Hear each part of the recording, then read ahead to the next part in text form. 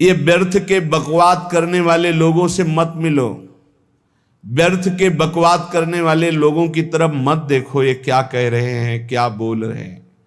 और तुम भी व्यर्थ का बकवाद मत करो। अपने समय को कीमती मान करके निरंतर प्रिया प्रीतम का नाम जप करो, उनके गुण लीला गाओ, उनकी सेवा में रहो। कभी प्रपंच की बातें, कभी प्रतिष्ठा का चिंतन, कभी नाना प्रकार के मान सम्मान का चिंतन, ये घुसने ना पावे हृदय में। बहुत सावधान रहना चाहिए साधक को। ऐसी बातें देखो मत, ऐसी बातें सुनो मत जिससे तुम्हारा हृदय उद्विग्न होकर प्रभु का चिंतन छोड़ दे। बंद करो अभी। अन्य लोगों के संग का त्याग कर दो, जो भगवत विमुख वार्ता करते हैं, संत निंदा करते हैं, दूसरों की निंदा करते हैं। कुछ हाथ नहीं लगता, ये लोग दुर्गति को प्राप्त होने वाले हैं। भक्तन निंदा अति बुरी भूल करे जिन कोय, किए सुकृत बहु जन्म के छिन में दारे खोए। पर निंदा के किए ते नहीं, आवत नहीं कछुआत, मूर्ख पर्वत पाप को ले चल अपने साथ। तो अलम कश्यापि संगत्या, ऐसा संग मत करो जिनके पास बैठने से भक्त निंदा, जन निंदा, भगवत निंदा हो। ऐसे से दूर रहो। अलम बंद कर दो ऐसे लोगों का संग। रात दिन हम श्यामा श्याम का नाम जप करेंगे, श्यामा श्याम के लीला गुण गाएंगे, श्यामा श्याम के ही धाम का शोभा का चिंतन करेंगे। जब तुम अपना जीवन श्यामा श्याम के चरणों में न्यौछावर कर दोगे तो पूरा भार श्यामा श्याम ले लेंगे और तुम्हारे हृदय में मस्ती आ जाएगी। जो ऐसा निश्चयी होता है, दृढ़ निश्चयी, उसके अंदर दृढ़ विश्वास, तो उसके हर समय भगवान की स्फूर्ति होती रहती है। भारी प्रतिकूलता में भी भगवान का सानिध्य अनुभव होता है। वो अनुकूलता में तो भगवान के दुलार को देखता है, लेकिन प्रतिकूलता में भगवान की विशेष कृपा को देखता है। ये संयोग, ये वियोग, संसार की ये द्वंद्वमयी वृत्तियां भक्तों के हृदय में नहीं चुभती। आए की हुज्जत नहीं, गए की तलाश नहीं, क्योंकि नित्य संयोग भगवत स्मृति के प्रभाव से प्रभु का रहता है। शोक, विषाद बहुत ध्यान देने योग्य विषय है। तभी लोगों को ऐसा लगता है कि ऐसा कैसे हो सकता है। भक्त के चरित्रों को जब सुनते तो लगता है ऐसा कैसे हो सकता है, ऐसी परिस्थिति में भी ऐसा कैसे हो सकता है। क्योंकि तुम मानसिक बुद्धि से युक्त हो और वो भागवतिक स्थिति से युक्त है, इसलिए तुम उसको पार पा ही नहीं सकते। जब तुम अपना जीवन श्यामा श्याम के चरणों में समर्पित कर देते हो हृदय से, फिर उनकी कृपा से सब विघ्न दूर हो जाते, एक अपार मस्ती रहती है। नहीं तो शोक, विषाद, दुख, क्लेश, कष्ट, संताप, भय, उद्वेग, ये सदैव सताते रहते हैं। इसी से डिप्रेशन होता है। बार बार नकारात्मक चिंतन, शोक, विषाद, दुख, चिंता, क्लेश, संताप, भय, उद्वेग, यही पूरे मानसिक स्तर को नष्ट कर देते हैं। उत्साहहीन जीवन हो जाता है। जब तुम श्यामा श्याम को समर्पित हो जाते हो तो ये सब प्रवेश भी नहीं करते, एक अपार मस्ती बनी रहती है।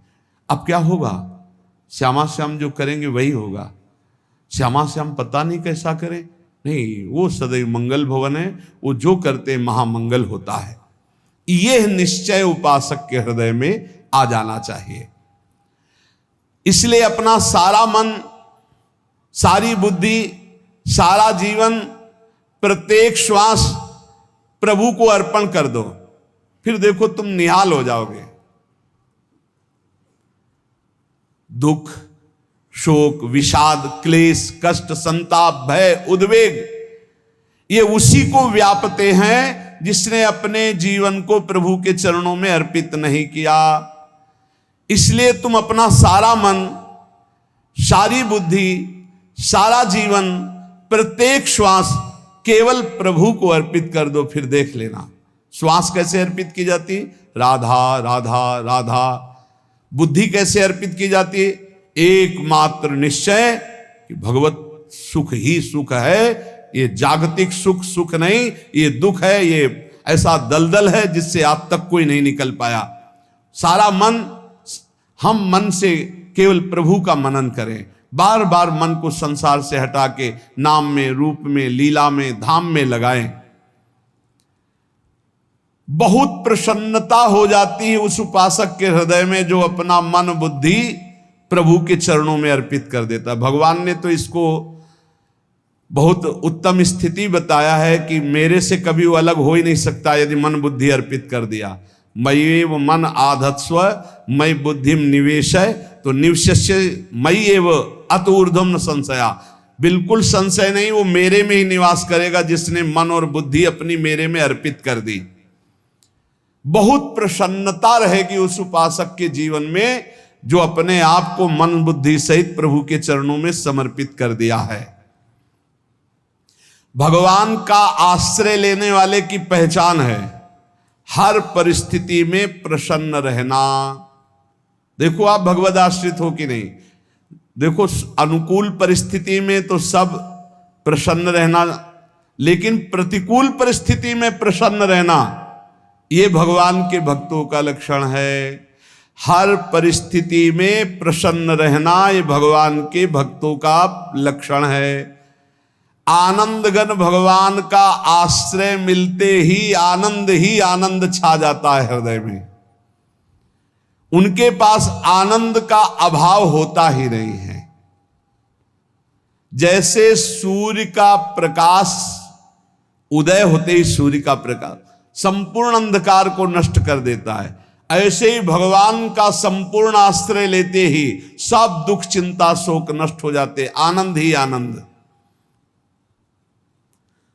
तुम भगवान के मंगलमय रूप को नहीं जानते हो, पर उनके मंगलमय भाव को, विधान को मानना शुरू कर दो। जो भी होता है मंगलमय होता है। हमने जीवन में देखा है, अगर इधर कोई बहुत बड़ा सुख दिया तो देर नहीं लगेगी, 24 घंटे नहीं व्यतीत होंगे और ऐसे दुख दे देंगे, जिससे दोनों का समान भाव रख करके ना दुख में तुम भूलो प्रभु को, ना सुख में फूलो, सीधे भगवत मार्ग में चल। पूरे जीवन की बात देखा है, भगवान के मंगल विधान में सदा सर्वदा सुख ही सुख है, इस बात को मान के प्रसन्न हो जाओ।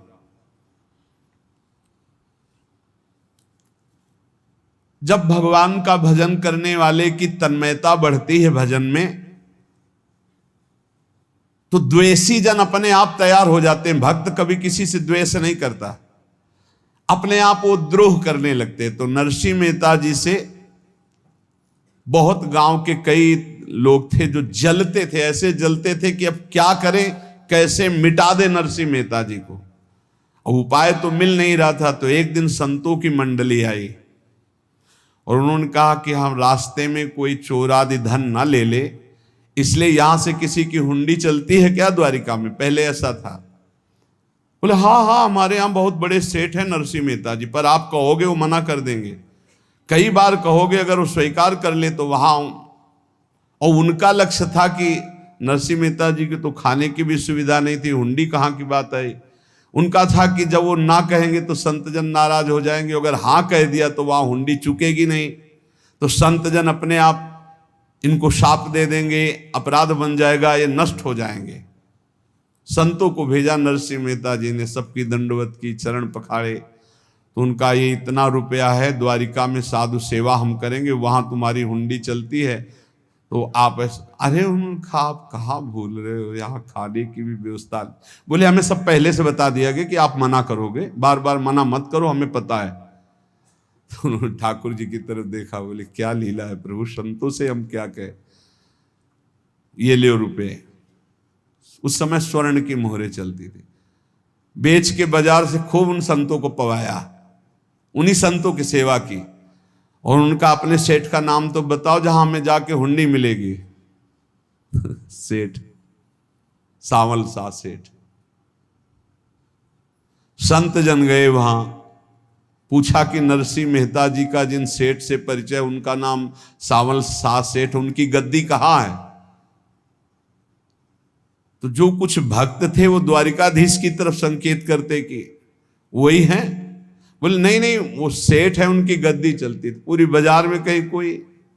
अब संत जन एकांत में होकर के बहुत विचलित हुए, क्या हमारे साथ धोखा हुआ? नरसिंह मेहता जैसा संत क्या धोखेबाज हो सकता है? देखो, संशय तो बहुत विचित्र होता है। बड़े बड़ों को संशय हो जाता है। जब भगवती सती जी को संशय हो गया, राम जी को, हे खग हे मृग हे मधुकर श्रेणी, ऐसा पूछते हुए कि सच्चिदानंद कैसे हो सकते, तो किसी को हो सकता है, क्योंकि वो बुद्धि की अधिष्ठात्री देवी है। जो ही उनके मन में ऐसा आया कि क्या हमारे साथ धोखा हो रहा है, इतने में ही देखा जय हो सावल सा सेठ की। वो कहा सावल सा सेठ? तो देखा बढ़िया मुनीम जी उनके साथ, सेठ बस्ता लिए हुए मुनीम जी, सरकार इधर से चलो। तो उनका सावल सा सेठ आपका नाम है? संतों ने कहा। बोले हाँ। बोले नरसिंह जी? हाँ। बोले आपकी हुंडी आ गई है। हुंडी एक कागज में लिखा कि ये हमारे सेठ जी को दे देना। वैसे लोग मुझे माखन चोर कहते, कोई कुछ कहता, लेकिन आपने सेठ बना दिया। जब आपने सेठ बना ही दिया तो आप कभी परवाह मत करना तुम। और ये सेवक आपकी सेवा में सदैव तत्पर है। भगवान ने ऐसा लिखा। जो भगवद आश्रित है, एक बार ये चलता रहता है, जो संत जन होते हैं उनके विरोधी अपने आप बन जाते हैं, किसी से कोई मतलब नहीं, अपने आप विरोधी बन जाते हैं। कबीरदास जी का पूरी काशी में यश था। भजन करने वाले महापुरुषों का यश बढ़ता है जब, तो जो भजनहीन होते हैं उनके हृदय में जलन पैदा हो जाती है और वो उनको विविध प्रकार से फंसाना चाहते हैं, उनको कष्ट देना चाहते हैं। तो कबीरदास जी के यश को धूमिल करने के लिए कुछ ब्राह्मणों ने एक रचना रची। मुड़ मुड़ा के कबीरदास जी के शिष्य बन करके पूरी काशी के सब आश्रमों में निमंत्रण दे आए। कल भंडारा है, संत सेवा है, सबने स्वीकार किया। कबीरदास जी अपनी दिनचर्या करके निकले तो संत मंडली आने लगी। बोले कै बजे सेवा है? साधु सेवा। बोले कौन सी साधु सेवा? बोले कल आपके शिष्यजन निमंत्रण दे के आए, पूरी काशी के सब संत आ रहे हैं। कबीरदास जी ने कहा यहाँ तो एक की भी व्यवस्था नहीं, पूरी काशी के संत आ रहे। अच्छा, समझ में आ रहा है, लीला बिहारी तुम लीला करना चाहते हो। गए अपना निकल गए गंगा किनारे, एक झाऊ के नीचे बैठकर अपना भजन ध्यान में मगन है। 11-12 बजे तो उन्होंने देखा संतों की मंडली, काशी तो बहुत। कबीरदास जी ने देखा कि आश्रम की, तो बोले पता नहीं क्या होगा, चलो चलते हैं। तो ऐसे गमछा वस्त्र करके ऐसे डालकर मुंह ढक करके, वहां बड़ी बड़ी पंगत लगी थी। कबीरदास जी सबको पाओ जी पाओ। कबीरदास जी के रूप में स्वयं भगवान पाओ जी। कबीरदास जी ने कहा अच्छा, जब स्वामी परस रहे तो हम भी बैठ के पा ले। तो जब उसी पंगत में बैठ गए अपना कपड़ा ढक करके, और जब मोहरे की दक्षिणा दे रहे थे सब लोग कि वाह कबीरदास जी ने आज तो साधु से। सबको जब कबीरदास जी के सामने आए तो ऐसे मुंह ढके, बोले देखो जो मेरा होता है उसे मुंह छुपाना नहीं पड़ता, मुंह ढकला नहीं पड़ता। लो दक्षिणा, तुम भी दक्षिणा ले। कबीरदास जी को कबीरदास जी दक्षिणा दे रहे, और वो कबीरदास जी है भगवान, और ये पाले वाले कबीरदास जी है भगवान के जन। कभी भगवान अपने, अरे जमाने जोर लगा ले, कितना जोर लगाएगा, भक्त और भगवान का झंडा कभी न झुकने पाएगा। बिल्कुल चिंता, शोक, भय, उद्वेग रहित जीवन भगवद आश्रित। तुम भगवान के मंगल विधान में सदा सर्वदा प्रसन्न रहो। अब ये विचार कर लो कि भगवान जो करेंगे तुम्हारा मंगल करेंगे। अब थोड़ा ऐसा बीच में लगता है कि अमंगल हो रहा है क्या, लेकिन पक्का समझो बहुत बड़ा मंगल उनका विधान होता है। बहुत ही उत्तम मंगल होता है भगवान के शरणागत का। भगवान हमारे विचारों वाले नहीं हैं, हमारे विचार प्राकृतिक है, भगवान के विचार चिदानंदमय हैं। वो अपने विचार से हमारा मंगल करते हो, हम अपने विचार से मंगल चाहते हैं। भगवान के विचार से मंगल ही हमारा होगा, इसलिए कभी हमको चिंता शोक भय नहीं करना चाहिए। भगवान की ओर से कभी तुम्हारे लिए ऐसा विधान नहीं होगा कि तुम दुखी हो जाओ, बस तुम्हारी सोच हो सकती है, उसका परिणाम बहुत मंगल होगा। जगत की ओर से निराश हो जाओ, किसी से आशा मत रखो, फिर आप देखो आपका जीवन कैसा आनंदमय व्यतीत होता है। ये जो जगत की आशा है यही दुख प्रदान करती, सच्ची जगत की आशा ही दुख प्रदान करती है। अगर जगत से कोई संबंध न रखा जाए और भगवत भाव में रहकर तो बहुत अच्छा जीवन चलेगा। अपने कर्तव्य का पालन करो, परिवार को भगवत स्वरूप मानकर पोषण करो, किसी से कोई संबंध मत रखो, कोई आशा मत रखो, यही अध्यात्म सिखाता है। अपने आप भगवत स्वरूप, सबका व्यवहार मंगलमय और आपका जीवन मंगलमय। अपने घर में ऐसे रहो जैसे किसी अतिथि के घर में रह जाता है, चलना है यहां से जाना है। कौन रहता है अपने घर में अतिथि की भांति? भगवान का भक्त। जाना है यहां से, अपनी प्रिया प्रीतम के पास जाना। ये हमारा घर नहीं है, यहां तो हम समय व्यतीत कर रहे हैं, अपनी आयु व्यतीत कर रहे हैं भगवत आराधना करते हुए। हमें जाना है प्रिया प्रीतम के पास। वास्तविक घर भगवान का धाम है हमारा, वास्तविक घर वाले प्रभु हैं हमारे, जो नित्य सच्चिदानंद भगवान के चरणों में अपने चित्त को समर्पित करता रहता है। उसको यह अनुभव होने लगता है कि बड़ी कृपा है हमारे ऊपर, भगवान की बड़ी कृपा है हमारे ऊपर। सर्वसमर्थ परम सुहृद भगवान ऐसे भक्त के ऊपर हर समय वरद हस्त रखे रहते हैं। ये केवल प्रवचन नहीं, सच्ची बात मानिए। ऐसे भगवान का वरद हस्त हर समय रहता है। जब भगवान की छत्र छाया में भक्त अपने को देखता है तो आसपास घोर विपत्तियों का भी समुदाय हो तो भी वो आनंद में मगन रहता है। हर हालत में आनंदित रहना ये भक्त का स्वभाव है। भगवान ऐसे भक्तों को प्यार करते हैं जैसे कछुआ अपने अंडे को बाहर रख आवे और रात दिन उसका चिंतन करे। जब भक्त भगवान को समर्पित होता है तो भगवान रात दिन उसकी ऐसे चिंतन सुरक्षा करते हैं। अभय, ये दैवी संपदा का पहला गुण है। ये भगवान के शरणागत पर जागृत हो जाता है, वो भयभीत नहीं होता, किसी भी उससे भयभीत नहीं होता। यही डरपि हरिवंश हित, जिनो भ्रमय गुण सलिल पर। इस डर से डरते रहना चाहिए कहीं गुण रूपी पानी में फिसल न जाए, नहीं तो गलती हो सकती है। साधक सावधान रहे। ये अभय दैवी संपदा का सबसे बड़ा गुण है। जो भयहारी भगवान की शरण में आ जाता है तो उसके अंदर ये अभय प्रकट हो जाता है। अगर कहीं तुम्हें एकांत में भय लग रहा है, एक आदमी तो एकांतिक में आए थे, वो कह रहे थे कि हमें हर समय भय लगा रहता कि कोई हमारे पीछे है, अंधेरा तो लगता कोई खड़ा है, मैं जीना मुश्किल हो गया, ऐसा भय। देखो ये मन कैसा है, भगवान से विमुख होने पर कैसे डरवाता है। वो कह रहे हैं हर समय मुझे डर लगा रहता है, कोई सामने खड़ा है, कोई पीछे खड़ा है, ऐसा भय लगने लगता है। और जब भगवान की शरण में आ जाते हैं तो ये अभय स्थिति हृदय में जागृत हो जाती है। कोई भी भय आसपास आ ही नहीं सकता, यहां तक कि नरक का भी भय खत्म हो जाता है जो भगवान की शरण में है। महापापी भी पुण्यात्मा महान भक्तों के समान वो उत्तम गति को प्राप्त हो जाता है जो भगवान की शरण में हो जाता है। पर ये जो भोगों का आश्रय लिए हुए हैं, मनमानी आचरण कर रहे हैं, ये कभी उस अभय को जान ही नहीं सकते कोई अभय पद है क्या। इनको तो कदम कदम पर शोक, भय और दुख की प्राप्ति होगी। कोई बचा नहीं सकता जो भोगों में लगे हैं, मनमानी आचरण कर रहे हैं। अगर निर्भय होना चाहते हो, परम सुखी होना चाहते हो, तो भगवान के शरणागत हो जाओ।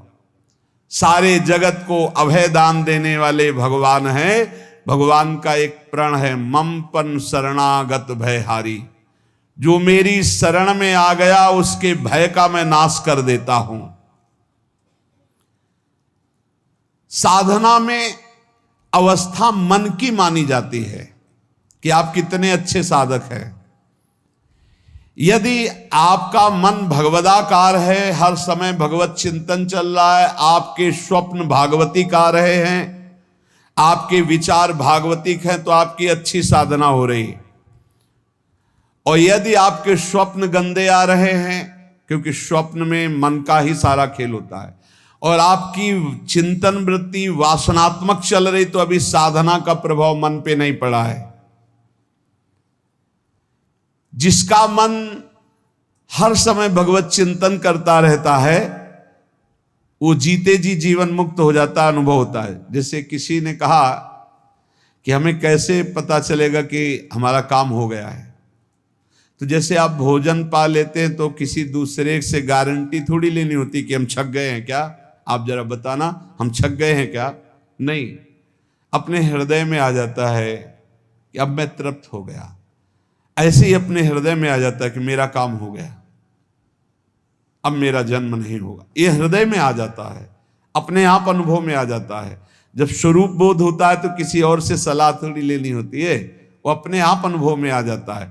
हाँ, यदि गुरुदेव का वर्ण नहीं किया है तो फिर आपको किसी न किसी गुरु से प्रमाणित करवाना पड़ेगा।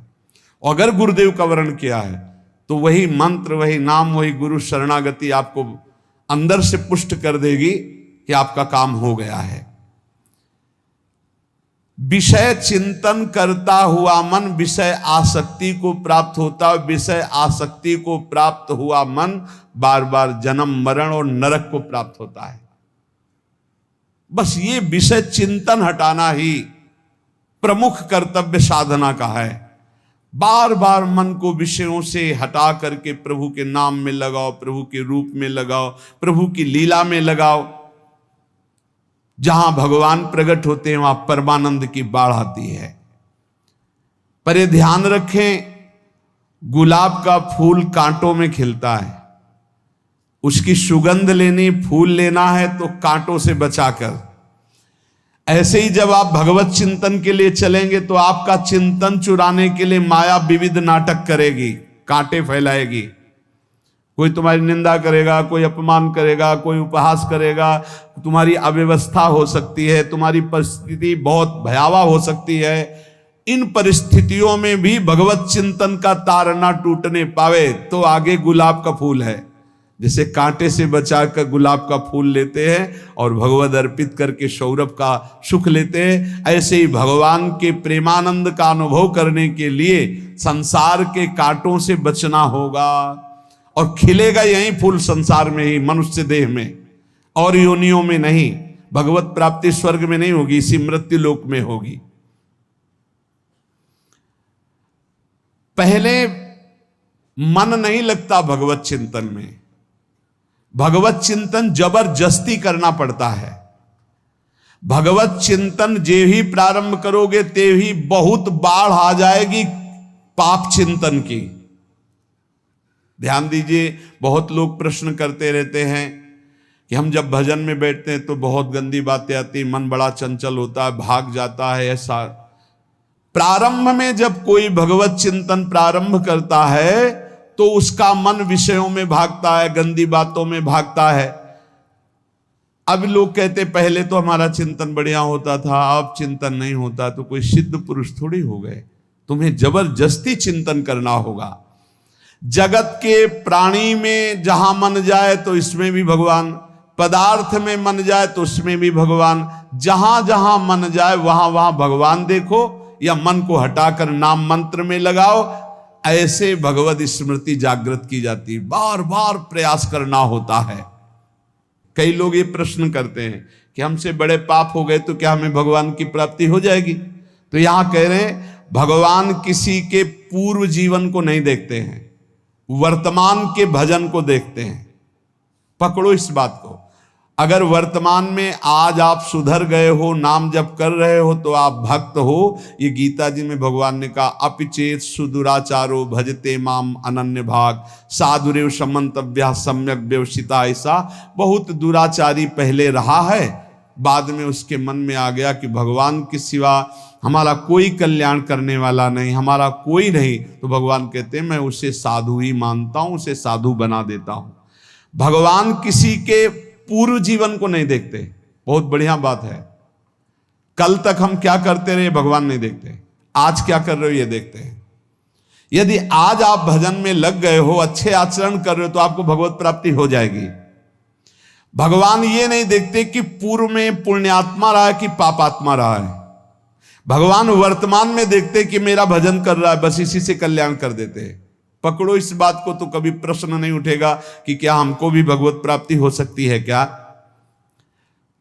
हमारा मन यदि श्री भगवान को चाहने लगे तो श्री भगवान हमारे मन में ही आकर बस जाएंगे। भगवान की रूप माधुरी में मन डूबने लगेगा। यथार्थ सत्य, जो भगवान से थोड़ा भी प्यार करने लगे हैं, उनके हृदय में भगवान की उनकी भावना के अनुसार झलक आने लगी है। हृदय में प्रभु के आते ही अनंत जन्मों के संस्कारों का नाश हो जाता है। इसलिए तुम अपने पहले वाले घृणित जीवन को याद भी मत करो और उसको सोचकर जरा निराश भी मत हो। अमावस्या में घोर अंधकार रहता है, पर प्रातः काल में अंधकार नष्ट हो जाता है। ऐसे ही नाम का उच्चारण करते ही तुम्हारे जितने पाप अंधकार हो सब नष्ट हो जाएंगे। तुम चाहो कि एक क्षण भी प्रभु को ना भूलो। अब वर्तमान में ऐसी स्थिति बनाओ। जो प्रभु को नहीं भूलने की चाह करता है कि मुझे ऐसी स्थिति प्राप्त हो कि मैं कभी प्रभु को ना भूलूं, तो सच्ची मानो और कोई बात भगवान सुने ना सुने, ये बात जल्दी सुन लेते हैं। भजन की मांग करो तो बहुत जल्दी भगवान पूर्ण करते हो। भजन जिसका चलने लगा तो फिर लोकांतर के सारी रिद्धियां सिद्धियां सुख वैभव तो उसके चरणों में लौटते हैं। जब हम प्रभु से प्रभु का स्मरण न मांगकर भोग मांगते हैं, तभी हमारा भजन रुक जाता है, भजन नहीं चल पाता। यदि हम प्रभु से केवल भजन मांगे तो विश्वास करो ब्याज में सब हो जाएगा। मूल भजन तो आपका बचेगा ही, ब्याज में लोकांतर के भोग आपके चरणों में लुटते घूमेंगे। आप भजन करके तो देखो। अरे घिघियाने की जरूरत नहीं, किसी से मांगने की जरूरत नहीं, भजन करके देखो, सब ठीक हो जाएगा, सब अपने आप बन जाएगा। हम बहुत बड़ी भूल कर देते हैं कि थोड़ा भजन करके प्रभु से कुछ सांसारिक वस्तुएं, स्थितियां, परिस्थितियां बदलने की मांग कर लेते हैं, जिससे भजन छूट जाता है। प्रभु की स्मृति इतनी महान है कि जिन्होंने बैर भाव से प्रभु का स्मरण किया उनको भगवान की प्राप्ति हो गई। जैसे कंस आदि भगवान से बैर ही तो रखते थे, लेकिन भगवान की स्मृति रहती थी। स्मृति ने उनको भगवत प्राप्ति करा दी।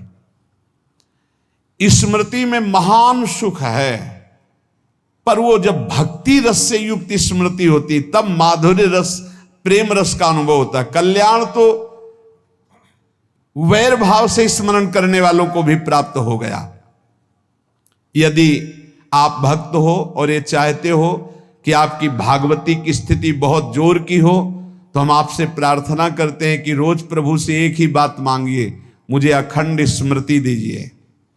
अर्जुन जी को पूरी गीता जी सुनने के बाद यही मिला, नष्टो मोहा स्मृति लब्ध्वा। स्मृति, प्रभु आप हम पे ऐसी कृपा कर दो कि हमारे हृदय में किसी और व्यक्ति, वस्तु, स्थान की स्मृति न रह जाए, केवल आपकी स्मृति रह जाए। ये चाह भगवान बहुत जल्दी पूर्ण कर देते हैं यदि उपासक हृदय से ये बात मांगे। भगवान की कृपा से ही ऐसा हो सकता है कि अखंड स्मृति ये कर्म फल से नहीं मिलती है। प्रभु के प्रति निर्भर होकर जो दैन्यता पूर्वक प्रभु से मांगता है और हर समय अभ्यास करता रहता है भगवत स्मरण का, उसको ये स्मृति मिलती है। और स्मृति मिल गई तो इससे बड़ी कोई स्थिति नहीं, हर समय भगवान का स्मरण। प्रभु से मन प्रतिपल नया नया स्वाद लेकर के आसक्त होता रहता है, नवम नवम। प्रभु कभी बासी नहीं होते। जैसे किसी व्यक्ति को देखो तो देखते देखते मन हट जाएगा कि देख लिया, बहुत सुंदर है, ठीक है, लेकिन वो एक दिन मन हट जाएगा। और प्रभु की सुंदरता नवम नवम है, प्रभु के नाम का स्वाद नवम नवम है, प्रभु की लीला का स्वाद नवम नवम है, प्रभु के धाम की शोभा नवम नवम है।